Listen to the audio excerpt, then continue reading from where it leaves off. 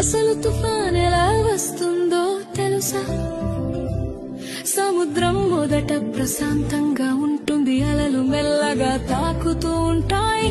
కానీ సూర్యుడు బాగా వేడెక్కితే సముద్రపు నీరు కూడా వేడిగా మారుతుంది. ఆ వేడి నీటి మీద ఉన్న గాలి కూడా వేడి అవుతుంది. పైకి ఎగురుతుంది, గాలి పైకి ఎగినప్పుడు కింద ఖాళీ అవుతుంది. అప్పుడు చుట్టుపక్కల చల్లని గాలి ఖాళీ నింపడానికి వస్తుంది. ఇలా గాలి ఎగరడం దిగడం మొదలవుతుంది. అలా తిరుగుతూ తిరుగుతూ ఒక పెద్ద చక్రంలా మారుతుంది.